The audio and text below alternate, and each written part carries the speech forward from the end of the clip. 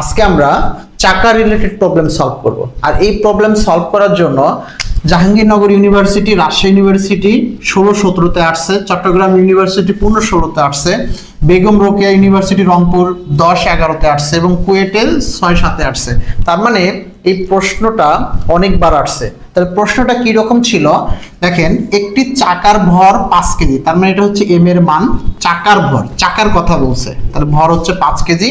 চক্রগতির ব্যাসার্ধ, চক্রগতির ব্যাসার্ধ মূলত একটা স্কেলার রাশি আপনারা জানেন এবং এটা হচ্ছে কে দ্বারা প্রকাশ করা হয়। তাহলে কে এর মান হচ্ছে 0.2 মিটার হলে জড়তার ভ্রামক কত? তাহলে চক্রগতির ব্যাসার্ধের সাথে সম্পর্কিত চাকার জড়তার ভ্রামক I = m/k²।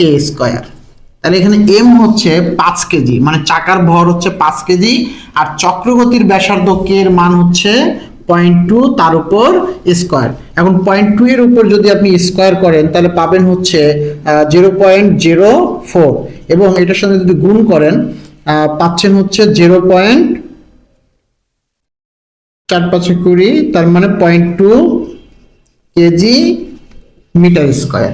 তাহলে এখানে 0.2 কেজি মিটার স্কয়ার, জড়তার ভ্রামক কি হবে? 0.2 কেজি মিটার স্কয়ার।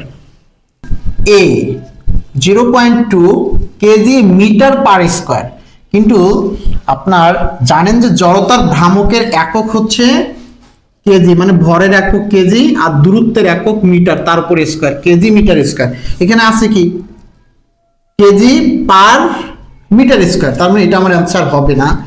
এরপর একটা দেখেন 0.2 কেজি মিটার স্কয়ার, তার মানে এটা হচ্ছে আমার right answer, KG metre square. পরে অপশনে কি দেওয়া আছে দেখেন 0.2 কেজি স্কয়ার মিটার স্কয়ার, তার মানে এটা আমার হবে না। 0.2 কেজি পার মিটার স্কয়ার, তার মানে আমারও এটা অ্যান্সার হবে না। তাহলে এই ছিল সমাধান।